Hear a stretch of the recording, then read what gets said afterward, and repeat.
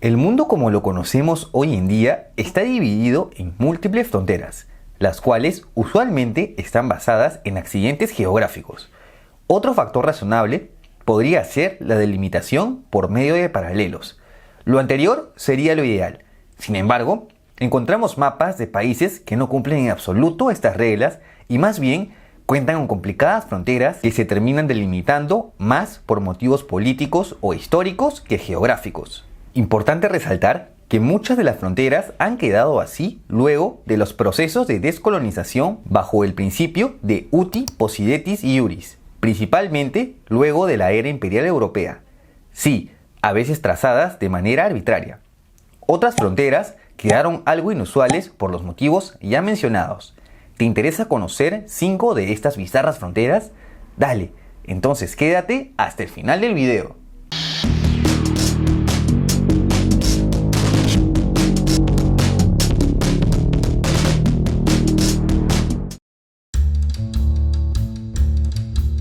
Namibia es un país ubicado en el suroeste de África con un territorio de 824.000 kilómetros cuadrados y que cuenta solo con 2.1 millones de habitantes, siendo uno de los países menos densamente poblados del mundo.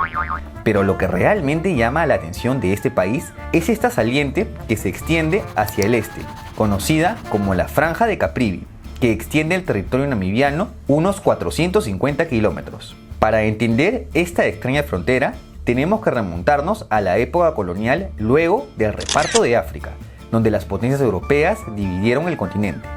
El actual Namibia fue parte del África del sudoeste alemana, que hacía frontera con el protectorado británico de Bechuanalandia, actual Botswana.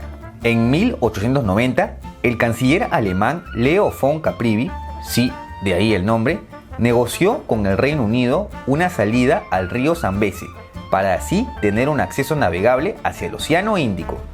Tras las negociaciones, se llegó al Tratado de Heligoland-Zanzíbar, en el que el Reino Unido accedió a cederle la mencionada franja, además de la isla Heligoland en el Mar del Norte, a cambio que renuncie a todo derecho sobre las islas de Zanzíbar. Entonces, qué golazo para Alemania, ¿no? Pues la verdad, no del todo. Estos acuerdos se hicieron cuando aún no se había explorado del todo la zona, y resulta que el río Zambeze era de difícil navegación, además que era inaccesible al Océano Índico, ya que en medio se encuentran las Cataratas de Victoria. Bueno, no siempre se gana, ¿no, Caprivi? Este acuerdo tiene repercusiones hasta la fecha, en vista que hasta ahora Botswana casi no limita con Zambia, salvo por una minúscula frontera. Dicho sea de paso, en un punto del río Zambeze existe una cuádruple frontera entre Zambia, Zimbabue, Botswana y Namibia, que coincide con el fin de la Franja de Caprivi. Ya que estamos hablando del reparto de África, encontramos otra peculiar situación con un país cuya forma llama bastante la atención. Gambia es un pequeño país cuyo territorio se extiende alrededor del río homónimo, rodeado enteramente por Senegal. Sus fronteras más distantes superan a las justas los 40 kilómetros de ancho, por lo que un maratonista podría cruzarlo de punta a punta en unas 3 horas. Como el caso anterior, repasemos su pasado colonial. Resulta que la cuenca del río Gambia siempre fue una zona muy poblada, por lo que tras la llegada de los europeos se convirtió en un punto de tráfico de esclavos. Portugueses, letones, franceses y británicos pasaron por aquí, pero cabe resaltar la rivalidad de estos dos últimos acrecentada durante el siglo XIX.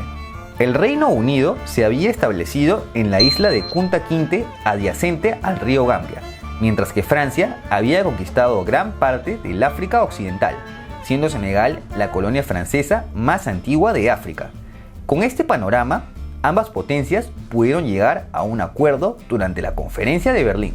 Mientras que Francia recibió un gran territorio conocido como el África Occidental Francesa, el Reino Unido pudo obtener un gran acceso al río Gambia, naciendo así la estrecha república que conocemos hoy en día. Ya luego de la independencia, ambos países se intentaron reunificar en la Confederación de Senegambia, que duró solo 7 años. Sí, a veces los rasgos colonialistas dejan divisiones difíciles de remediar. Afganistán es recordado como uno de los países más desventurados del mundo que vive en un estado de guerra y pobreza constante. Pero hablando de su geografía, encontramos una peculiaridad si analizamos su frontera más oriental. Esta saliente que vemos aquí es conocida como el Corredor de Wakhan, de unos 350 kilómetros ubicados en la cordillera de Pamir. Este corredor conecta a Afganistán con China en una minúscula frontera. Asimismo, hace frontera con Tayikistán al norte y con Pakistán al sur. En la actualidad, cuenta con unos 12.000 habitantes. Otro dato, la región montañosa homónima en donde está este corredor se considera el límite entre Asia Central y Oriental. Esta peculiar extensión de territorio afgano se remonta a fines del siglo XIX. Nos ubicamos en el contexto del Gran Juego, como se conoció la rivalidad entre los imperios ruso y británico por la supremacía en Asia Central. Recordemos que Rusia ya se había extendido por los estados túrquicos de la región, mientras que el Reino Unido había consolidado su hegemonía sobre el Raj británico, actuales Pakistán, India y Bangladesh. Al vivir una especie de guerra fría entre ambas potencias, se decidió finalmente respetar la independencia de Afganistán, dejándolo como un estado tapón para prevenir un posible conflicto. Asimismo, se extendió su territorio con el corredor en mención para evitar así la frontera entre ambos imperios. Si bien con esto consiguió mantener la calma en la región, en la actualidad Afganistán aún no encuentra la paz. De los múltiples enclaves alrededor del mundo, uno que realmente me llama la atención es la tumba de Solimán Shah, quien fue abuelo de Osmán I, fundador del Imperio Otomano. Resulta que el mencionado personaje habría muerto ahogado en el río Éufrates, a unos 26 kilómetros de la actual frontera entre Siria y Turquía, en donde se erigió un mausoleo en su honor.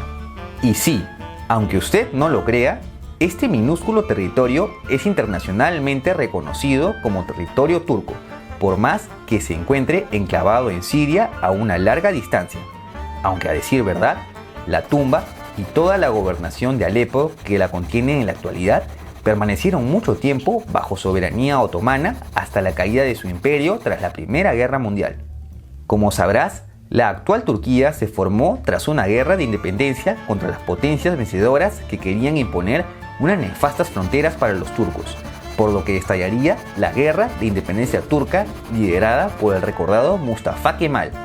El frente que nos compete es el Frente del Sur que se libró contra Francia, a quien se le había cedido el territorio de la actual Siria. Tras el armisticio en este frente, se firmó el Tratado de Ankara, en el que se reconoce la soberanía de Turquía sobre la tumba, permitiéndoles incluso que la zona sea militarizada para su resguardo. Y parece que los turcos se la tomaron en serio, pues durante la reciente guerra civil siria, cuyo frente en la región de Alepo fue uno de los más sangrientos, el presidente Erdogan decidió intervenir. En febrero de 2015 envió un convoy militar turco para evacuar a los 38 soldados que custodiaban el enclave. Asimismo, la tumba fue trasladada a Esmesi, una aldea fronteriza con Turquía en donde podrían vigilarla mejor. Sin embargo, Turquía ha manifestado que esto es una medida temporal y que eventualmente volverá a su territorio original, que siguen reclamando como parte del territorio turco. ¡Wow! Sí que son muy orgullosos de sus raíces. La frontera entre tres de las ex repúblicas soviéticas, Uzbekistán, Kirguistán y Tayikistán, es uno de los desórdenes más complejos de la geopolítica actual. Y es que si nos acercamos en Google Maps, nos vamos a llevar con la sorpresa que existen 4 enclaves uzbecos en territorio kirguís, un enclave kirguís en territorio uzbeco, 2 enclaves tayikos en territorio kirguís y un enclave tayiko en Uzbekistán. Este dolor de cabeza se debe a la época de Stalin, cuando los 3 países eran repúblicas soviéticas y la configuración de las fronteras colonialistas se hacían como de costumbre, es decir, según las conveniencias económicas o políticas de las grandes potencias. Aunque en este caso se suma el hecho que los pueblos de Asia Central se mantuvieron nómadas por mucho tiempo sin crear estados organizados, por lo que varias tribus quedaron dispersas. En fin, como te imaginarás, la vida de los habitantes de todos estos enclaves debe ser todo un mundo. Pero ahora hablaremos de uno en particular, el distrito uzbeco de Sok, enclavado en Kirguistán. Este territorio tiene una superficie de 220 kilómetros cuadrados y una población de unas 51.000 personas, de las cuales cerca del 99% es de origen tayiko. Sí, este debe ser uno de los territorios más complejos del mundo. En fin, veamos grosso modo el porqué de esta mezcolanza. Resulta que Sok fue uno de los centros de la revuelta de los Basmachi, una revolución panislámica en la que varios pueblos musulmanes de la entonces inestable Rusia aprovecharon la inestabilidad en plena guerra civil para buscar su independencia. El movimiento no terminaría de ser sofocado por los soviéticos hasta 1934, quedando Sok como uno de los focos rebeldes. Por tal motivo, en 1942, Moscú decide separarlo de Uzbekistán y enclavarlo en Kirguistán, pues hasta ese entonces estaba conectado directamente a la República Socialista Uzbeka. Esto, sumado a la abrumadora mayoría tayika, hace que hasta el día de hoy un posible levantamiento islámico, el cual aún no se descarta, sea sumamente difícil. Con el paso del tiempo, Kirguistán ha construido carreteras e infraestructura en el territorio de 13 kilómetros que separa a Sok del resto de Uzbekistán, por lo que las peticiones de este último para conectarse con su enclave han sido infundadas. Pobres tayikos uzbecos de Kirguistán, ¿no? En fin, estas han sido las fronteras del día de hoy. ¿Ya conocías alguna de ellas? ¿Cuál te pareció la más curiosa? No te olvides de dejar tu comentario y si te ha gustado este video, apóyame con un like y suscríbete a mi canal. También puedes seguirme en mis redes y si te interesa apoyarme en este proyecto, cualquier donación en Patreon será bienvenida. ¡Hasta la próxima!